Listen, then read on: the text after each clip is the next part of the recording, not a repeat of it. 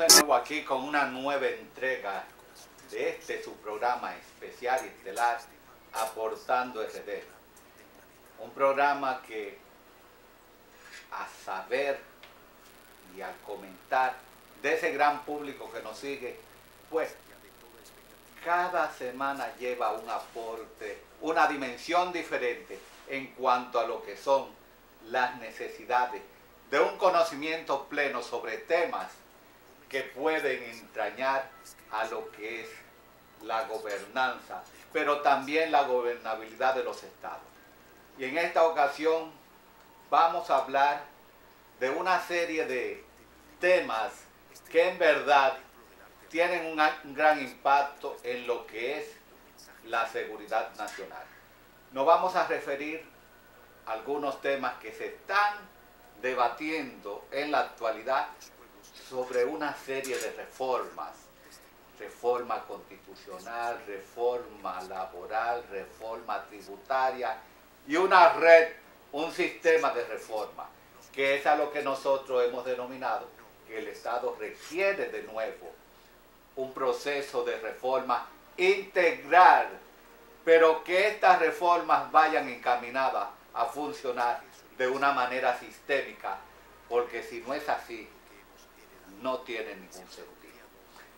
Y en ese sentido nos vamos a referir a una ley que recientemente fue remitida de nuevo al Congreso por la observación de 3 artículos fundamentales: el artículo 9, el artículo 11 y el artículo 26. Pero ¿es este el único dilema en base a esta ley que entraña a lo que son los aspectos de violaciones a la Constitución? No lo creemos, porque hay un aspecto todavía más relevante, y es el hecho de que una ley que crea lo que es la Dirección Nacional de Inteligencia no puede acoger a su vez el artículo 261 del capítulo 3 del título 12 de la Constitución de la República Dominicana. ¿A qué nos referimos con el artículo 261? Nos referimos a lo que yo llamo un parcho mal pegado. Ese artículo precisamente invoca lo que es la creación de cuerpos de seguridad pública o de defensa. Ese artículo, el 261, que se refiere precisamente a la creación de cuerpos de seguridad pública o de defensa. Lo primero, pública o de defensa no es lo mismo. Una cosa son los cuerpos de seguridad pública y otros son los cuerpos de defensa. Pero a su vez, y lo vamos a buscar aquí para no estar inventando, a su vez, vamos a citarlo textualmente, tal y como dice. Artículo 261. Cuerpos de seguridad pública o de defensa. El Congreso Nacional, a solicitud del presidente de la República, podrá disponer, cuando así lo requiera el interés nacional, la formación de cuerpos de seguridad pública o de defensa permanentes con integrantes de las Fuerzas Armadas y la Policía Nacional, que estarán subordinados al ministro o al ministerio de la institución correspondiente. Pero esa misma ley establece ya al final de que el sistema de inteligencia del Estado será regulado mediante ley, el 261. ¿Por qué llamo que es un parcho mal pegado esta última línea? El sistema de seguridad del Estado será regulado mediante ley, porque ese artículo 261 en ningún momento se refiere al sistema de inteligencia. Y alguien al final ahí, que yo sé quién lo hizo, le pegó ese parchito para confundir a nuestros legisladores y que no se entendiera que era algo diferente. Pero en verdad es algo muy diferente, porque los cuerpos de seguridad pública o de defensa están relacionados con los sistemas de inteligencia. Vamos a ver qué criterio tendrían nuestros legisladores del 2010 en torno a ese esquema. Bueno, pero lo importante es que la ley 1-24 está creando lo que es la Dirección Nacional de Inteligencia, con algunos adefesios en sus diferentes artículos, y a su vez quiere regular y quiere integrar el artículo 261 de la Constitución de la República, que ordena a regular lo que son los sistemas de inteligencia, pero no dice a través de una ley del DNI, ni siquiera le da competencia a la Dirección Nacional de Inteligencia y en ese entonces al Departamento Nacional de Investigaciones. En ese sentido, lo primero que hay que ver es si esta ley 1-24 está apoderada para dar cumplimiento a lo que es el artículo 261 de la Constitución en su última línea. De no ser así, hay que revisar si una ley adjetiva puede abrogarse un artículo de una ley sustantiva cuando no está ordenada por esta para tales fines. No podría entonces la ley 1-24 asumir el artículo 261 cuando está creando lo que es la Dirección Nacional de Inteligencia. Eso por un lado. Y en otro sentido y aún más amplio, la composición de lo que es el Sistema Nacional de Inteligencia se queda corto en lo que es la ley 1-24, por lo que se debe verificar en primer lugar si esa ley de creación de lo que es la dirección puede acoger lo que es la regulación, que es prácticamente crear el marco regulatorio sobre cómo funcionaría el Sistema Nacional de Inteligencia, crear su composición, su Consejo de Inteligencia y una serie de estamentos más que lo hagan funcionar y con ello evitar que se vaya a generar lo que se llama un monopolio con un organismo de nivel político estratégico como lo es la DNI. Porque cada organismo, cada agencia de inteligencia tiene un rol en tiempo y espacio determinado que en un momento pueden cohabitar juntas, pero en otra tienen que dirigirse por destinos separados. Entonces, no estamos cuestionando, porque fuimos de lo que trabajamos en el 2010-2011 con el anteproyecto de ley sobre la creación de la Dirección Nacional de Inteligencia, pero no acogimos el sistema como parte de la creación de esa dirección.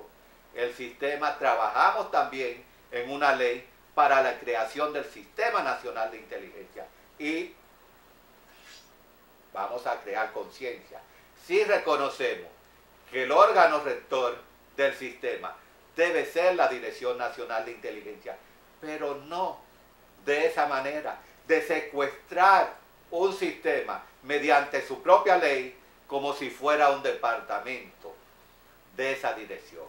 Entonces, son de los elementos que hay que adecuar a lo que es una legislación normativa de los sistemas, del sistema de inteligencia en primer lugar, pero aún así de los diferentes órganos de inteligencia dentro de sus diferentes niveles. Nivel político, nivel estratégico, nivel operacional y nivel táctico.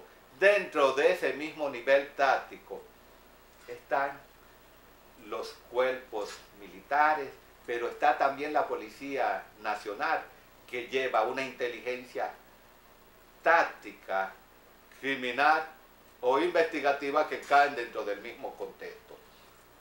Pero no solamente a nivel de las normativas jurídicas, nos vamos a referir a ese artículo 261.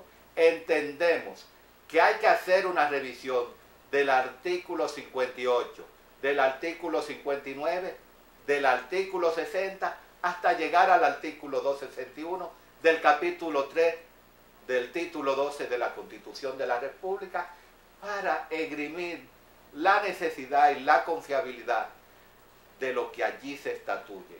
El artículo 258 de la Constitución de la República, que crea lo que es el Consejo de Seguridad y Defensa Nacional, debe, en un sentido más lato, establecer no que el Consejo de Seguridad y Defensa Nacional sea un órgano consultivo, un órgano que cumpla simplemente la voluntad del presidente, como si se tratara de un muchacho demandado.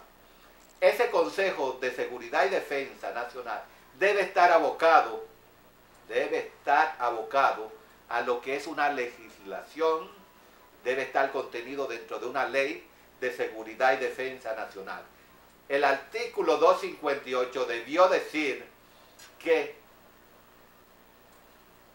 habrá, tal y como lo dice el 261, habrá una ley de seguridad y defensa nacional que contendrá lo que es el Consejo Nacional de Seguridad y Defensa. Y posteriormente, en ese sentido, se crearán las diferentes instancias dentro de lo que es la Ley de Seguridad y Defensa para la funcionalidad de lo que es el Consejo Nacional de Seguridad y Defensa, no solamente como un órgano consultivo, como un órgano asesor. Es un órgano que va a evacuar, porque ese 258 se contradice. Va a parir políticas y estrategias en los diferentes ámbitos del poder nacional. Y es un elemento que a su vez, dentro de lo que es el Sistema Nacional de Inteligencia, ese órgano, ese Consejo Nacional de Seguridad y Defensa, va a trabajar de una manera mancomunada con lo que es el sistema de inteligencia y los diferentes organismos de inteligencia que lo integran, junto a los demás miembros de lo que conforma el Consejo Nacional de Seguridad y Defensa, que es una instancia bastante sistémica para generar sinergia en lo que se llama la evacuación de políticas públicas y diseñar a su vez las estrategias para el cumplimiento de estas. Y por lo tanto no solo puede ser un órgano consultivo y un órgano asesor, debe ser un órgano con capacidad para regir lo que son los destinos dentro del contexto de lo que es el poder nacional. Y en ese sentido sí asesora a lo que es el presidente, porque el presidente es quien lo preside. Pero vemos un artículo 258 que está reglamentado mediante un decreto, el 8621, que me gustaría que ustedes, amigos televidentes, pues analicen ese decreto. Analícenlo artículo por artículo, y en unos de ellos, si mal no recuerdo, el artículo 8 o 9 establece que tiene 7 miembros. Dice, en caso de empate, el presidente tendrá o hará el desempate. Si son 7 miembros, ¿cómo puede haber un empate? ¿Cómo puede haber un empate en un consejo? Y dice que podrá este consejo estar convocado y tomar decisiones con 3 de sus miembros. Es decir, el presidente, el secretario administrativo de la presidencia o mejor dicho, el ministro de la presidencia y el ministro de Interior y Policía podrán decidir en cuanto a políticas y estratégicas en el ámbito de la seguridad y la defensa y determinar qué es lo que va y qué es lo que no va. Se pueden reunir estos tres funcionarios en el Palacio Nacional y determinar aspectos a lo que es la seguridad y la defensa nacional. Yo lo dudo, porque ninguno de los tres manejan el concepto de lo que es la seguridad y la defensa nacional. Requiere el concurso de los demás miembros del Consejo, que a su vez 7 miembros no es suficiente, y por eso es la importancia de una ley de seguridad y defensa nacional para dirimir, para dar participación a más funcionarios que están engrampados dentro de lo que es la taxonomía de la seguridad y a su vez de la defensa, para llevar tranquilidad y paz a través de políticas públicas adecuadas con el objeto de luego posteriormente emitir estrategias que vayan diseñadas para salvar, para proteger, para garantizar como una herramienta propia y asesora del presidente de la República a través de esas políticas públicas lo que es el bienestar de la sociedad y con ella de los ciudadanos. Entonces, debemos analizar las diferentes normativas jurídicas, ya que estamos en un proceso de reforma. Estamos hablando de reforma constitucional, estamos hablando de reforma laboral, estamos hablando de reforma tributaria, pero ¿cuáles son las prioridades en sí? Debemos priorizar qué es lo que queremos en un sistema que está prácticamente cristalizado y está mermado y está limitado por lo que son la compatibilidad en cuanto a lo que se quiere. Entonces hay que ver cuáles son las prioridades. Pero si vamos a hablar de reforma, también tendríamos que ver el artículo 252 de la Constitución, donde habla del rol misional de las Fuerzas Armadas. Y ahí hay una partecita donde dice las Fuerzas Armadas son no deliberantes y apolíticas. Creo que ya es tiempo de que tanto Fuerzas Armadas como Policía Nacional asuman un rol más activo con relación a sus derechos políticos. Y de hecho entendemos que hay que ir pensando desde ya en lo que es el voto de los militares y los policías para poder establecer y dar cumplimiento a la Constitución en el sentido de que la ley es igual para todos. Pero no es así, la ley no es igual para todos, porque militares y policías tienen limitados sus derechos civiles y políticos, no solamente por el simple hecho de no poder de ser elegido, elegir y ser elegido. Hay limitaciones que ya en plenos albores del siglo XXI entendemos que ya están salvados. Valga la redundancia.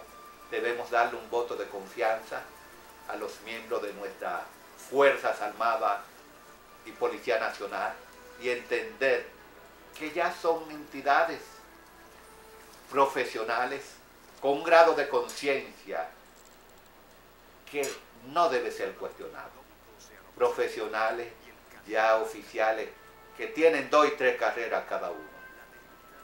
Entonces, estamos en una época que si vamos a reformar, debemos reformar ese chi de conciencia que tienen nuestros políticos, que la mejor manera de garantizar un Estado de Derecho no es restándole derecho a los miembros que representan lo que es la columna vertebral del Estado, tanto los miembros de la policía como de las Fuerzas Armadas, los cuales merecen un voto de confianza para poderse sentir representados, pero sobre todo tener la capacidad de elegir a su representante como verdaderos ciudadanos. somos de los pocos países que no han reconocido el derecho que tienen los militares y los policías para garantizar lo que es la unidad ciudadana, para garantizar lo que es un derecho cívico que le asiste y que ha sido permutado por lo que es la Constitución de la República, la cual consagra que la ley es igual para todos. Con este tema y otros más nos vamos a despedir, pero no sin antes dejarle una inquietud. ¿Considera usted que los militares y los policías deben ser tomados en cuenta para la próxima reforma constitucional y que el artículo 252 de la Constitución de la República pues reciba notorios cambios, abrogándole la participación a un reclamo de que tienen derechos cívicos y políticos y se le permita y se le garantice que puedan ejercer su derecho al voto en una sociedad ya contemporánea en la cual ya no debe existir un cuestionamiento y sobre todo una inseguridad de que pueda en el día de mañana suscitarse una insurrección por parte de las Fuerzas Armadas. De esta manera nos despedimos y les recordamos que para que le lleguen esta y otras informaciones, suscríbase a este su canal Aportando RD y denle a la campanita si les gustó este artículo y nos vemos en una próxima. Tengan todos feliz resto de la tarde.